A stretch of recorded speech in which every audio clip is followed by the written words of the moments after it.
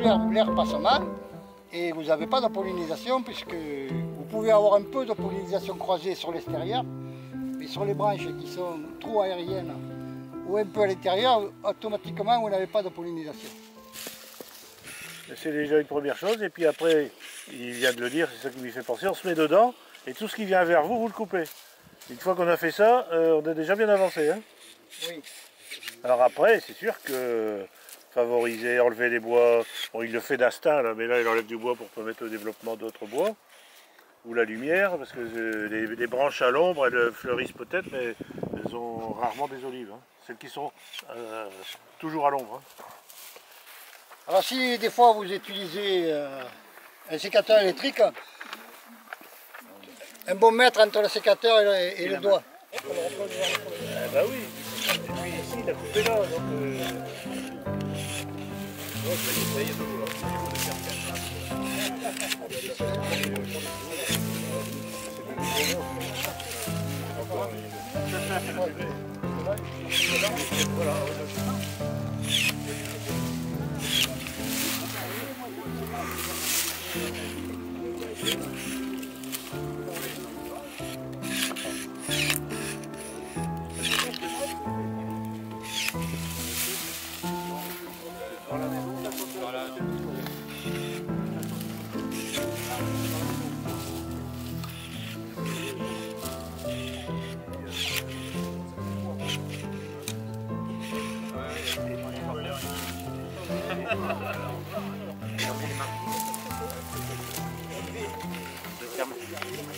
Les grignons, c'est la partie solide. Et en revenant, je trouve qu'il faut la lever. Vous changer la vie encore. Pas trop, parce qu'après il reste péri. Quand vos arbres ils se rapprochent. ouais, j'appelle ça une taille de rapprochement. Oui. Ce qu'on appelle rapprocher cet arbre, si ça c'était ici, si on veut le rapprocher, couper là, c'est impeccable.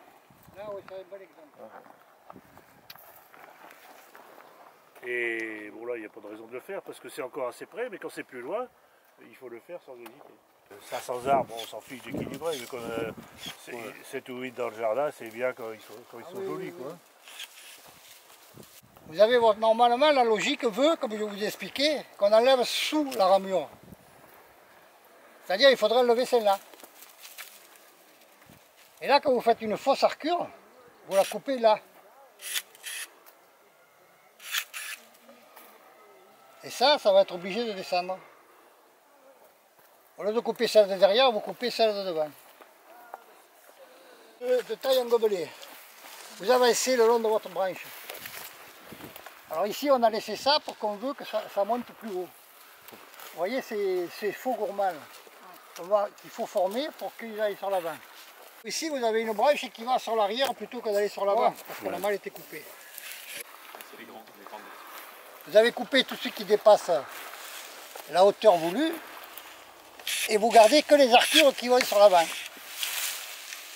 Donc ça, quand ça va grossir, ça va descendre automatiquement. Ici, vous éclaircissez 1 sur 2.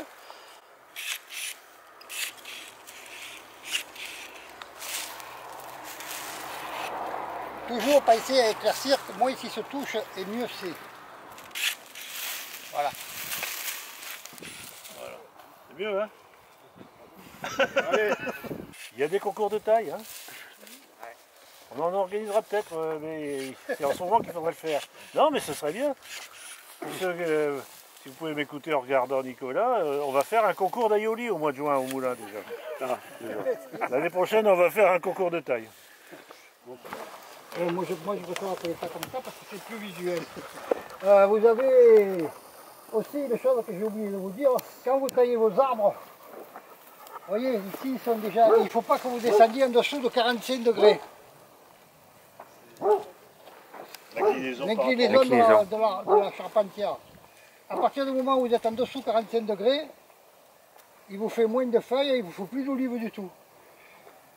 Donc là, il faut tronçonner et faire repartir l'arbre à partir du... Vous voyez déjà, là, il commence, au fur et à mesure que vous avancez, ce qu'il aurait fallu anticiper ici, peut-être ils avaient fait ça pour ça, c'est qu'il faut laisser une grosse branche ici pour rattraper l'arbre.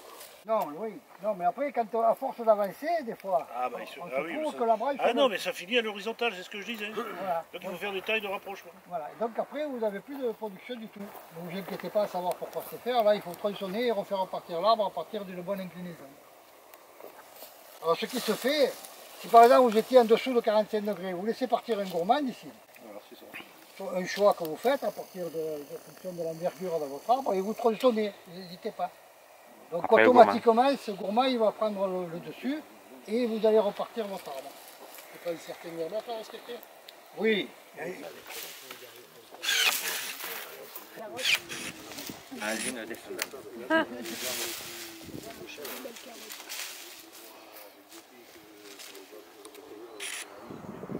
C'est mou. C'est mou.